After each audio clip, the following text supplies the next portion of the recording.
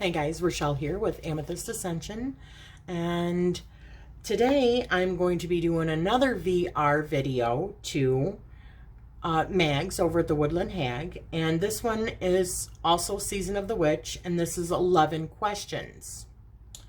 So, here's all the questions. I wrote them, I printed them out. And then I will put them down below as well as the original video from the Woodland Hag, Mags over at the Woodland Hag, down below in the description, okay? So the first question is, in what way do you choose to identify and why? And it's in what way do you choose, which is like either witch, pagan, wise woman, etc. Do you choose to identify and why? So, you know, I've said this every single time. I don't really like labels.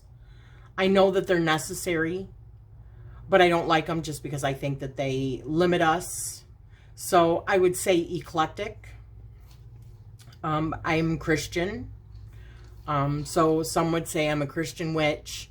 But the reason that I'm Christian is because of, not that I follow the Bible per se, but I believe in Jesus Christ's teachings, which is pretty much love God with your whole heart and whole soul, which I do, my version of God, not the biblical version of God. So in that part, I differ, but do unto others as you would have them do unto you. I strongly believe in that. I don't care what religion I am. I strongly believe in that. Not an eye for an eye. Although, sometimes, hey, I might do that too. Who knows? God knows my temper, right? So, anyways, Christian, witch, more eclectic witch, because I would say I pull from different traditions, because some things I see that are very interesting to me, like working with herbs, working with crystals, working with energy, which is like Reiki, and healing energy. I see chakra work, the law of attraction, the law of one. So wherever that all fits into, a little label, it really doesn't. So I would just say eclectic Christian witch. So, number 2, what does my daily practice look like? Well, pretty much everything that I do, I try to be more mindful now, like in my thoughts. So even something as simple as taking a shower, it's not just a simple shower anymore. I'm always imagining white light, and there was this saying that I heard years ago, and it was a quote out of, I believe, one of Sylvia Browne's books, and it says that every step that I take, I am planting a column of light. So everything that I do, I try to imagine, always being surrounded by white light energy. And, I burn candles, and I read cards, and I do crystal grids quite frequently. I watch and support other people in the community, and make content almost every day, or maybe every other day, that has to do with divination, or has to do with some sort of, witchy kind of thing, or paranormal kind of thing. The books that I read, the correspondences that I learn, that's all part of my, every day, I'm always thinking about something metaphysical or spiritual, or that's just a part of me. That's even before I got into witchcraft. That's always been a part of me. I mean, before I When I was growing up, I grew up in the Baptist church. Mom did not make us go to church. My sister and I chose it. So we'd go to like Sunday school. I went to church camp when I was a kid. As a young adult, I studied with the Jehovah's Witnesses for a couple of years. I've just always been on this path, looking for the answers, always seeking. So it's always been a daily thing for me. So number 3, what do I do for self-care? The best thing that I do for self-care is now I am, for the most part, and it's not all days, I don't, let me put it to you this way. Over the years, I have been on many different fad diets, okay? And just never worked for me. It would for a little while. I'd lose, 50 pounds, and then I'd gain it back eventually. So the yo-yoing, it's really bad for you, and it just tears you down, okay? Well, it did me, tears me down. So when I decided to make a change, I decided I was not going to set myself up for failure again, because that's what I felt like it was just setting myself up for failure. So for me now, I eat what I want to eat. Even though I choose healthier stuff now, for the most part, there are still days that I have French fries. I don't really eat, the 2 things that I just simply don't eat anymore is pork and beef. Not that they don't taste good, it's just I don't like what it does to me. I mean, I just feel so heavy. My chest feels so heavy when I eat it. And I don't know if that's my own mental or whether or not it's just because it's not as good for me in my diet. For me personally, my body. So, but, I mean, and I was telling my girlfriend this is something. I even will, when we go grocery shopping, we'll go around like the deli area if we get like lunch meat or something like that. But we'll go around the deli area and they'll have like sweets and cakes and pies out. So I'll start walking around the table and I'm checking everything out. And I'm like, oh, honey, look at this. And my husband's also lost quite a bit of weight himself. I think he's like at 65 pounds he's lost because he was diagnosed diabetic. So now he's been, since he was diagnosed, he's lost a lot of weight. He's changed also his lifestyle and the way that he eats. And we don't eat a lot of sugar or tons of carbs, or I eat more like fruits and stuff like that. So that's part of like my self-care. So I'll be walking around and I'll look at it and then I'll put a smile on my face and I walk away. And I tell you, I'm so proud of myself when I do that. So, but if I really want it, if I really, really want it, I'll eat it. Because I also think if you don't give yourself those little snacks every once in a while and treats, you're going to set yourself up for failure, or at least I know I will. So that kind of self-care and doing my hair and doing my makeup and taking the time to do my nails, which they need to be done again. And buying clothes that I like instead of just throwing on a t-shirt or staying in my nightgown all day. And I like my peace and quiet. And, that's what I do. I put me first now sometimes. Not all the time, but I do now sometimes. So 4. The question is, what do I do to take care of nature, wildlife, the environment, or animals? Well, first of all, we have a few animals that live with us. We have Smokey, and he's one that you guys haven't seen yet, and he is ornery. I mean, he is like one of those like blue Russians. He's like long-haired, gray. He's beautiful, but he is so temperamental. I mean, just like a week ago, he was underneath the love seat, and I walked underneath the love seat, and he grabbed a hold with his claws of my ankle, and,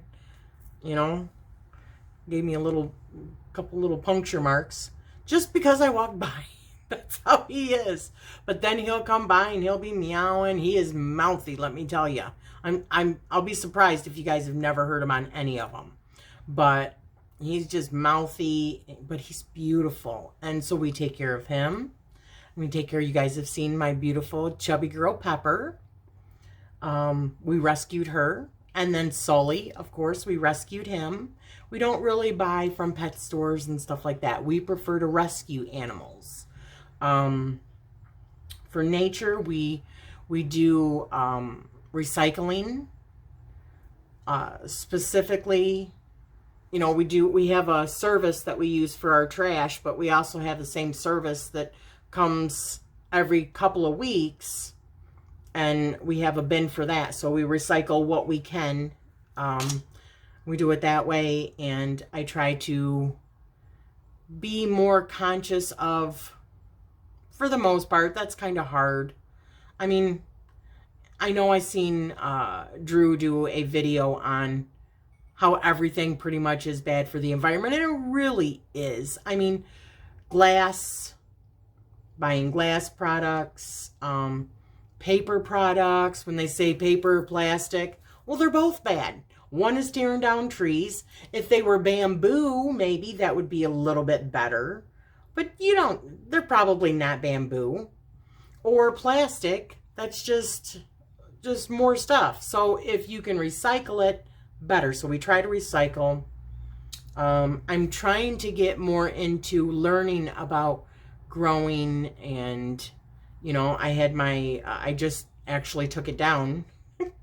My arrow garden, I had been growing some herbs in it first, and then those got just way too big.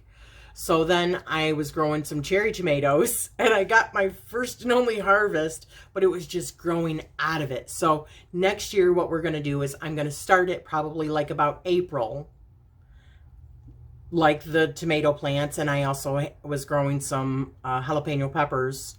So I'm going to start them in that, get them to a nice size where they're just starting to produce, and then around June, take them outside and, plant them like in a big pot or whatever.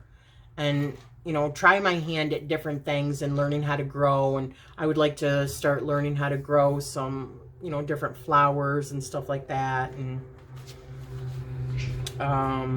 what else is here? What do I do to take care of nature, wildlife, and environment, or animals?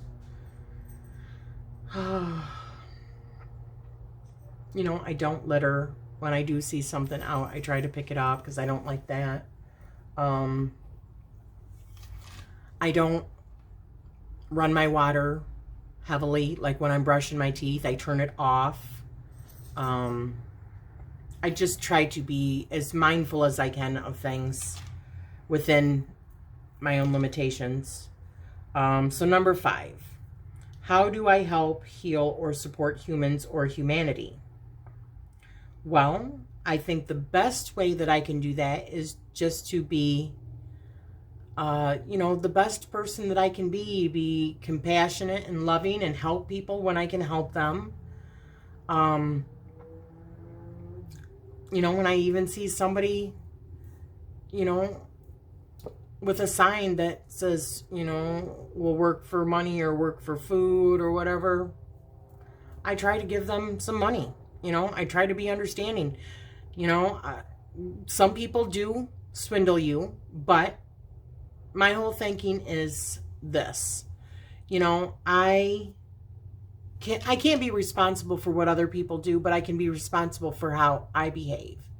And the things that I do. So I just try to be as helpful and loving and giving and supportive of a person that I can be. That's how I think that I can help others. Number 6, what is my understanding of a higher power? Well, give me just a minute. Okay, sorry about that. Number 6, what is my understanding of a higher power? Well, I do believe in God, but I believe in Mother, Father, God. but I don't believe in God. You know, I'm a Christian, but I don't believe necessarily in God like God is depicted in the Bible, okay? I think of more, how do I say this? More like a intelligent energy force that is our consciousness. And I think that there's a male and a female side to that, okay? But I believe that we all make up that body. I believe that's what the Godhead is. It's energy. That's why I believe that we are all divine, because we are all like, if you can imagine this huge, well, this is the way I see it, like the universe or energy itself, but it's an intelligent energy. It is us. We are sparks of that. So each person, our soul is like a spark that flies off of it. That's what I see. Almost like stardust, okay? That each one of us, that's what we are. But that higher power, like for instance, when we come into life, I believe that we actually chart our lives. So I believe that our higher self, or our light body, or however you want to say that, our spirit, or whatever, I always say my higher self, is actually that divine spark, okay? And that I am an extension of that in this particular life, this particular 3D life experience or earth experience. But I also believe that there are other parts of me to that whole that are also living in like alternate dimensions, so to speak, that make up the whole. And the higher self is there. That the higher self is what remembers. And I think if we did remember, we would say, get me out of here. I don't want to be here. But I think that we chart things for our lives that are difficult so that we can learn and evolve and experience for the whole, if that makes sense to you. But I also think higher beings do exist, such as like angels. I think angels are actually aliens or more advanced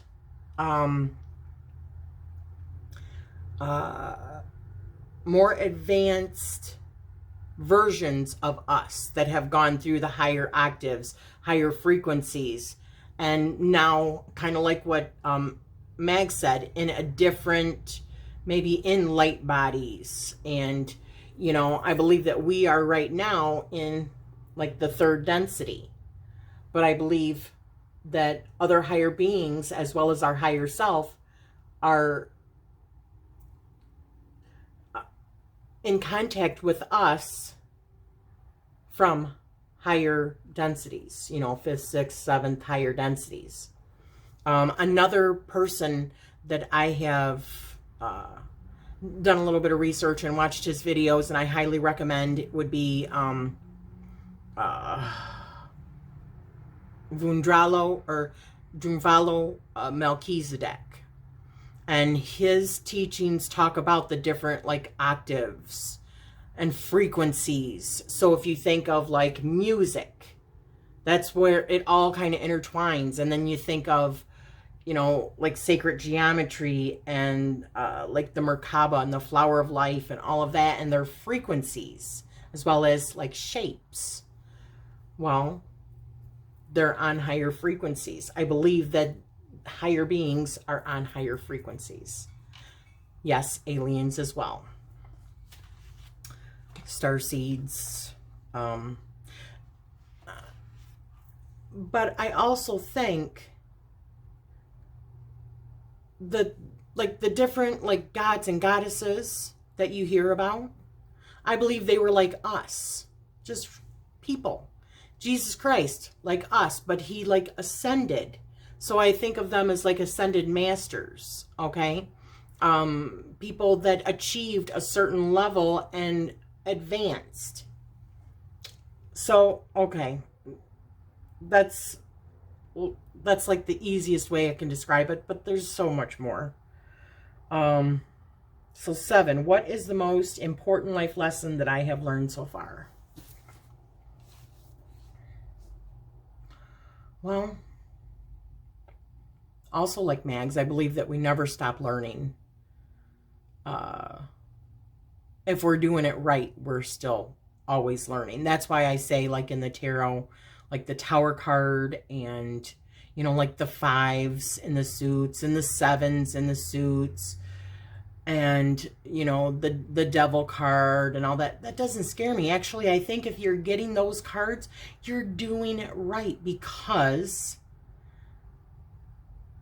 most things we don't, I truly believe most things we don't learn truly unless we go through like the hard times. Because when you think about it, and things are always so good, how much spiritually do you feel like you're growing? How much emotionally do you feel like you're growing? But when you go through something that is a struggle or strife or loss, or, and happiness too, don't get me wrong. I'm not saying all learning has to come from hardship. I don't think that at all. But I think the vast majority, that's when we tap into it, is when we're going through something rough. That's when we learn to, you know, evolve a little bit. So the hardest lesson for me is just maybe not seeing everything so black and white. Everything is just gray. You know, non-duality, not duality, non-duality. That's been the biggest one that I'm still working on. Okay, so 8. And how does this learned lesson affect my values and attitudes? Okay. So I will say, and I said this in another video that hasn't come out yet. It might by the time that this video airs, not sure, but it was in the challenges. I used to think, like for instance, I'm going to go back to the Bible. When they talked about Judas Iscariot, you know, he was this traitor and he was horrible, and, you know, he betrayed Jesus for 30 silver pieces. I used to think, God, that's so wrong, right? And I used to believe you know, in Genesis, where it talks about Adam and Eve and how the female was so bad because she was tempted by the devil to eat that fruit, that forbidden fruit from the tree of, not life, the tree of knowledge. So it was at that point that they were thrown out of Eden, because they could now see their sin, right? Because of knowledge. So instead of thinking that the woman was the reason for it, was just, I find that ridiculous. Each person is responsible for what they do, but I think that the Bible in itself is used as a tool to rule. Not for enlightenment, not to help people, but to keep them controlled. Because, well, that's a whole other subject. But, and you know, I don't want to knock anyone else's beliefs down. But for me, that's part of what got me out of Christianity, and seeing the duality and all that. And like Jesus, well, like I was saying about Judas Iscariot. If it wasn't for Judas, Jesus would not have been able to fulfill what he needed to fulfill. He knew that Judas was going to do it. So don't we all, for our own spirituality, need a Judas in our life, right? Judas had to play that role. He had to play that role, so to speak. So instead of seeing it as one is good and one is bad, I just see it as they were both playing their part. So, number 9. What is my most spooky experience? Well, I have talked about this before. I've had lots of experiences, okay, over the years. But the one that scared me and traumatized me the most was when I was, you know, 5 or 6 years old. And I've told this story before in other videos. It was in the middle of the night. And Carla, my sister, was on the top bunk and I was on the bottom bunk. And it was probably 2 or 3 o'clock in the morning and I had to go to the bathroom. So I woke up to go to the bathroom. And when I got up out of the bed, something grabbed my ankle from underneath of the bed and was trying to pull me under the bed, but there was nothing there. I woke up the entire house screaming. You know me, okay? I am a loud person. I've always been a loud person. I've always known my voice. I've always been a truth seeker. When Mom would sit us down and say, is this happening? Is that? I was always the one that was brutally honest. It's just really hard for me to lie about anything. If I'm going to lie, it's usually about a white lie. And probably nothing is better than the other, but it's to help ease somebody, you know, make them feel better or lift them up. I just don't like dishonesties. Anyways, gosh, I keep getting off track. Sorry about that. But when that happened, it affected my life in such a traumatic way. From the time I was that age up until like 14 years old, I would jump from like 6 feet away.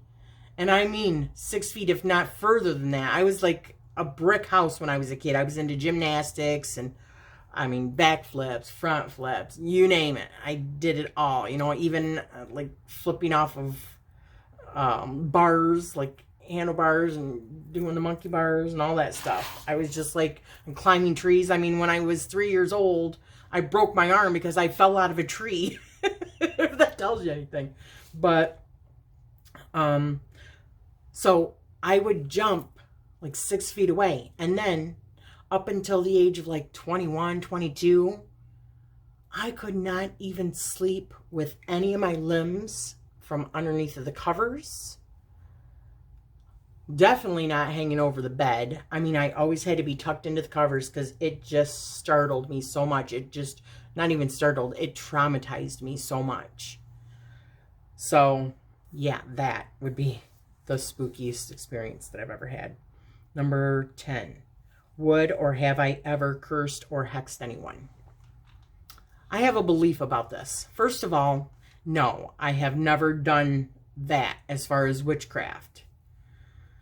I'm not going to say that I never would, because I never say never anymore, or I try to never say never, because as soon as I do, the universe says, okay, we're going to teach you a lesson, Rachele.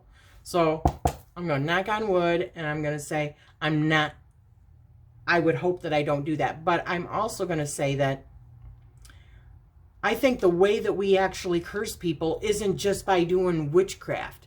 When you have a bad thought about somebody, or you talk bad about them, or secretly you think, I wish they would just shut up, or I wish that they would just die, or I think, or when you call somebody, trigger alert, you know, I'm not even going to say it. When you call somebody that's a different color, a different name, or when you call somebody that's a different sexual orientation, a different name, those are curse words. Shit and fuck, stuff like that. I don't see those as curse words. I see other words, hate words. Those are the real curse words. So I think that you can actually curse people in that way. That's why I think that we need to be more diligent to try to always monitor our thoughts. But as far as actually doing rituals or something like that in order to hex somebody, no, I have never done that. Would I ever? I'm never going to say never. 11. I would hope that I never do, but I'm not going to say never. 11. If I could live anywhere, where would it be? Well, I would love to live more in the country, but still not that far, maybe, 20 minutes outside of a town, so that we still had access, and I would still want good cable.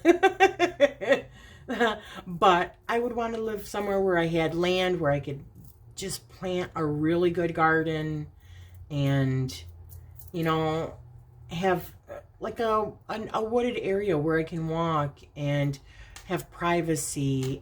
But ultimately, I want to be wherever my family is.